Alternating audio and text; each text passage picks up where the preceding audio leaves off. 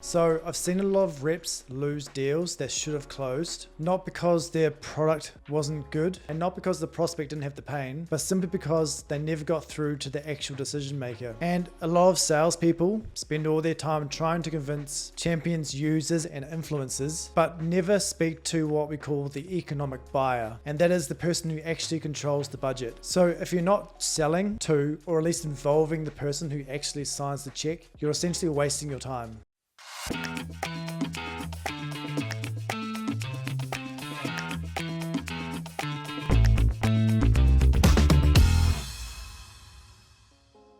So this week we're going to break down and continue the analysis of the MEDDIC qualification framework. And today we're focusing on one of the most misunderstood elements of the MEDDIC framework, and that's E for economic buyer. Because if you can master and understand what the economic buyer means for your deal flow, you'll close more and stop wasting time.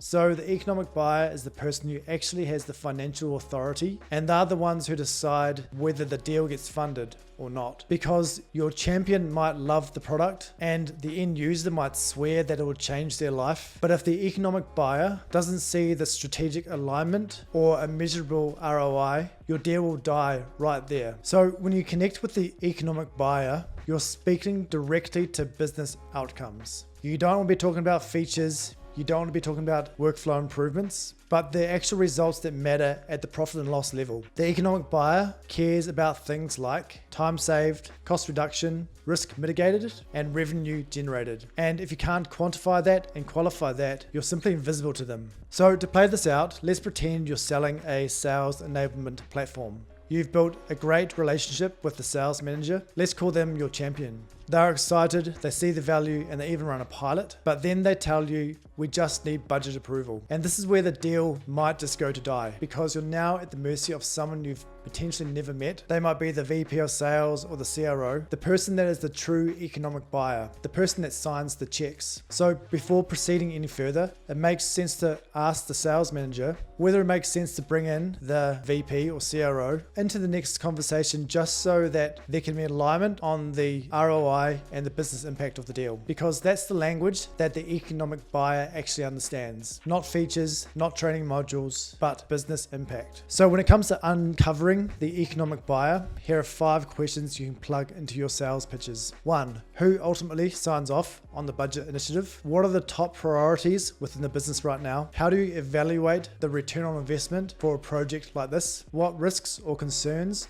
might prevent them from moving forward on this opportunity? And when does the economic buyer typically get involved on decisions like this? These questions help you understand the org, the politics, and the path to the person who matters most. So the bottom line is, if you're not aligned with the economic buyer, you're essentially just selling from the sidelines. But when you are aligned, you gain control of the budget conversation, because you can tie your product to real financial outcomes, and you can turn enthusiasm into actual commitment, because the economic buyer isn't just another box to check on the MEDDIC framework. They're the ones that can actually get your deal signed.